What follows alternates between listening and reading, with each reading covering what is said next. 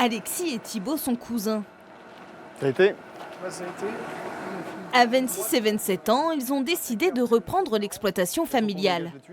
Ouais, on va enlever les tuyaux et puis décaler la rampe vers le bas, la vercuterie. Ils sont la 4e génération à cultiver ces terres. Depuis un an, ils gèrent pratiquement seuls leurs 24 hectares de champs, sans avoir beaucoup hésité à se lancer. Ça m'est venu assez tôt, très jeune, de vouloir reprendre la ferme familiale parce que ce métier me plaisait, le fait d'être dehors, le fait de pouvoir travailler dans les champs, de cultiver, de faire des cultures différentes et qui m'intéressait également avec la commercialisation qui s'ensuit. Même si le contexte économique aujourd'hui il n'est pas évident du tout, surtout pour les jeunes installés parce qu'on a des gros emprunts sur les épaules, on a des charges importantes, on a peu de marge de manœuvre. Après, c'est vrai que c'est toujours aussi intéressant aujourd'hui je trouve ça se diversifie beaucoup l'agriculture aujourd'hui. Et c'est ce qui, moi, me plaît aujourd'hui, en fait. Pour leur première année d'exploitation, le jeune homme et ses cousins vont sortir près de 1300 tonnes de pommes de terre. Une récolte très correcte au vu de la sécheresse qui s'est abattue sur la région cet été.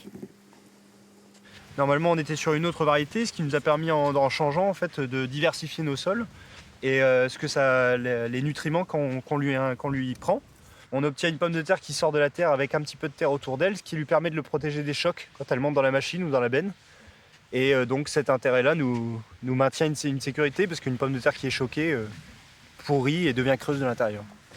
Salut Arnaud. Comment vas-tu? Ça va, impeccable. Bon, ça se passe comment les arrachages? Bon, ça va pas mal, hein. On a commencé depuis 3 jours. Bon, le calibre il est plutôt pas mal. C'est plutôt de la belle patate. Hein. Ouais. Reprendre une exploitation peut sembler fou aujourd'hui, tant les contraintes sont nombreuses. Aléas climatiques, dépendance aux distributeurs, tous les ans les prix fluctuent.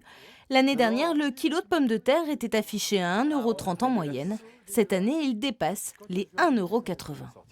Il y a 2 ans, on a fait 28 millions de tonnes. Cette année, on va en faire 26. Quand on fait 28 millions de tonnes, on imagine bien qu'il y a des excédents qui font que les pommes de terre, de toute façon, le prix, c'est du grand n'importe quoi. On ne sait plus quoi en faire. Le prix est très, très bas. Et les gens ont pensé que c'était un prix normal. C'était juste un prix complètement anormal, qui était catastrophique pour tout le monde. Là, on retrouve un prix d'équilibre. On n'est pas du tout sur un prix important. Une nouvelle rassurante donc pour les cousins dont les parents ne sont finalement jamais bien loin. En cette période de récolte, le père de Thibaut, Laurent, donne un coup de main, fier de voir sa descendance prendre le relais, bien que conscient des difficultés qu'ils vont rencontrer. Un avenir difficile, surtout qu'ils n'ont pas une grosse surface. Mais bon, ils iront chercher autre chose. Ils se débrouilleront comme vous l'avez fait. Ils débrouilleront comme on l'a fait. Voilà. Des gens optimistes par nature, les paysans. Ouais. On ne va pas toujours pleurer. Impossible pour Thibaut et Alexis de gagner leur vie uniquement avec la pomme de terre. Ils cultivent aussi des betteraves, du blé, du colza, ont un élevage de bovins et se sont lancés dans la méthanisation. Les cousins travaillent en moyenne 70 heures par semaine, mais hors de question de se plaindre.